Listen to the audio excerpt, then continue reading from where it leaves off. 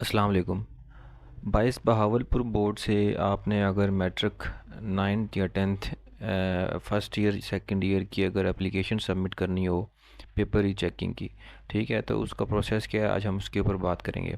ठीक है, तो सबसे पहले आपने गूगल पे आके 22 बहावलपुर लिखना है और फर्स्ट वाले इंटरफेस पे क्लिक कर देना है। तो जैसे ही आप इस इंटरफेस पे क्लिक करेंगे तो आपके सामने ये पोर्टल ओपन हो जाएगी। ठीक है, तो इसको स्क्रॉल डाउन करके नीचे करेंगे तो यहाँ पे बहुत सारी जो है वो एप्लीकेशंस ओपन हुई हुई हैं। ठीक है, जिसमें ऑनलाइन एप्लीकेशन सारी आप सबमिट कर सकते हैं।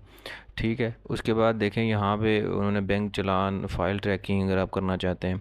ठीक है, उसके बाद पेपर रीचेकिंग के लिए अप्लाई करना चाहते हैं तो इस पर क्लिक कर दें।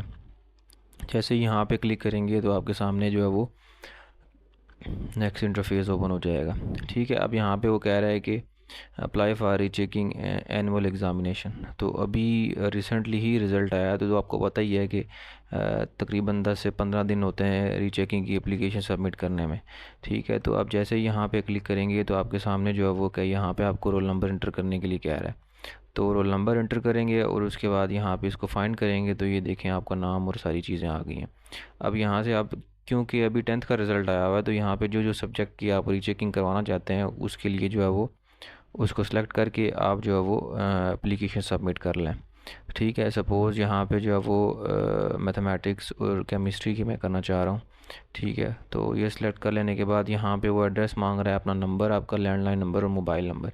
ये वही नंबर आपने डालने हैं जो करंट यूज़ में है और ऑन है आपके पास। ठीक है, इसके अलावा कोई आपने नंबर नहीं डालना है। ठीक है, तो यहाँ पे मैं एड्रेस डाल लेता हूँ, उसके बाद ये नंबर वगैरह डाल के फिर एप्लीकेशन सबमिट करते हैं और देखते हैं इसका क्या प्रोसेस है। अच्छा जी, यहाँ पे मैंने जो एड्रेस है और जो है वो लैंडलाइन नंबर्स वगैरह ये सारे डमी नंबर्स डाले हैं। ठीक है, सिर्फ आप लोगों की इन्फॉर्मेशन के लिए, क्योंकि मैं यहाँ पे सही एड्रेस नहीं डाल सकता क्योंकि ये यूट्यूब की पॉलिसी के ख़िलाफ़ है, तो क्यों उसके ऊपर स्ट्राइक आ जाती है। ठीक है, तो इस हवाले से जो है वो आगे मैं नहीं कर रहा। तो आपने यहाँ पे जो है ना अपना जो करंट यूज़ में है सही रोल नंबर ही डालना है। तो इसके बाद आपने सबमिट पे क्लिक कर दें। जैसे ही आप सबमिट पे क्लिक करेंगे तो यहाँ से वो आपको ये कह रहा है कि आपका जो है ना form is submitted, form number आपका ये है। ठीक है, और print your application form challan form and after fee pay into the UPL bank send it to the board office. जब यूपीएल बैंक में आप फ़ीस सबमिट करवा देंगे तो आपने क्या करना है, उसको आपने बोर्ड ऑफिस को भेजना है ये चालान। ठीक है जी, तो अब यहाँ से जो है वो चालान देख लेते हैं ये चालान क्या है। ठीक है, चालान पे जैसे ही आप क्लिक करेंगे तो ये आपका जो है वो चालान यहाँ पे जो है वो आ जाएगा। ठीक है, ये देखें यहाँ पर डाउनलोड हो गया चालान। इसको जो है ना आप देख लें कितनी फ़ी बनी है, जितने सब्जेक्ट आपने सेलेक्ट किए हैं उसी हिसाब से जो है वो आपकी फ़ी भी बनेगी। ठीक है जी, तो इसके हिसाब से आपकी जो है ना ये यहाँ पे चालान आपका आ गया है। अच्छा जी, ये आपका चालान आ गया। ठीक है, अब इसमें देखें ये फ़ीस आ रही है आपकी, ये 2700, दो सब्जेक्ट आपने किए थे सिलेक्ट, तो ये आपकी फ़ीस आ गई है। ड्यू डेट 8 अगस्त तक है, तो इस तक आप सबमिट करवा लें। फ़ीस जब सबमिट कराने के 3-4 तरीके यहाँ पे उन्होंने मेंशन किए हुए हैं।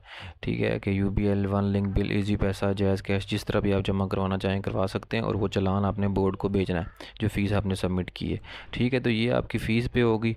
उसके बाद जो है ना पे the challan for the download rechecking form. ठीक है, आप चालान पे करेंगे तभी जो है वो आप जो है वो क्या करेंगे, आपको एप्लीकेशन फॉर्म मिलेगा। ठीक है जी। अच्छा जी, चालान डाउनलोड कर लेने के बाद फ़ीस आपने पे कर लेनी है। फिर क्या करना है आपने, जैसे ही फ़ीस पे करेंगे तो आपका यहाँ पे स्टेटस अपडेट हो जाएगा। ठीक है, फिर आपको कह रहा है कि चालान पे करें तभी आप रीचेकिंग फॉर्म डाउनलोड कर सकते हैं। ठीक है, तो वो डाउनलोड तभी कर सकते हैं जब फ़ीस पे होगी।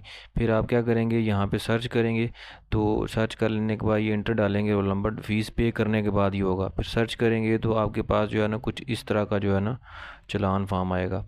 ठीक है, तो इस तरह का जो सॉरी एप्लीकेशन फॉर्म आएगा, तो इस एप्लीकेशन फॉर्म को आपने अलॉन्ग विद चालान, जो पेड चालान है वो आपने बोर्ड में सबमिट करना है। ठीक है जी, तो ये सारा जो काम है आपका फ़ीस पे कर लेने के बाद ही हो पाएगा। फ़ीस पे करेंगे तभी एप्लीकेशन फॉर्म डाउनलोड होगा। ठीक है, देन आपका प्रोसेस आगे प्रोसीड हो सकेगा। अच्छा, ये कंप्लीट प्रोसेस था कि किस तरीके से आप बावरपुर बोर्ड से 9th 10th या फर्स्ट ईयर सेकंड ईयर का भी जो है वो एप्लीकेशन रीचेकिंग पेपर्स की जो है सबमिट कर सकते हैं। अभी चूँकि एप्लीकेशन सिर्फ मैट्रिक के लिए ओपन है, जब 9th का फर्स्ट ईयर सेकंड ईयर का रिज़ल्ट आएगा तो उनके साथ ये एप्लीकेशन ओपन होती जाती हैं और आप इसी तरीके से जो है वो अप्लाई कर सकते हैं। तो ये कंप्लीट इन्फॉर्मेशन क्वेश्चन थी किस तरीके से जो है वो रीचेकिंग फॉर्म के लिए एप्लीकेशन सबमिट की जाती है भावलपुर बोर्ड से। तो उम्मीद है जो है वो आपको हमारी वीडियो पसंद आई होगी। अगर आपको मज़ीद क्वेश्चन पूछने हैं तो मैं लिंक में डिस्क्रिप्शन में ग्रुप्स, मुख्तलिफ व्हाट्सएप ग्रुप्स के लिंक, इंस्टाग्राम लिंक का जो है नंबर लिंक सेंड भेज दूंगा आपको। ठीक है, डिस्क्रिप्शन में मौजूद होंगे या कमेंट्स में मैं मौजूद कर दूंगा। ठीक है, उसके बाद जो है वो आप क्या करेंगे, इसके अलावा अगर आपको कोई भी मज़ीद क्वेश्चन पूछने हैं तो वो आप जो है वो कमेंट में भी पूछ सकते हैं। तो उम्मीद है आपको हमारी वीडियो पसंद आई होगी। अगर हमारी वीडियो पसंद आई हो तो हमारे चैनल को सब्सक्राइब कर लें, फेसबुक पेजेस को जो है वो फॉलो कर लें। Thank you.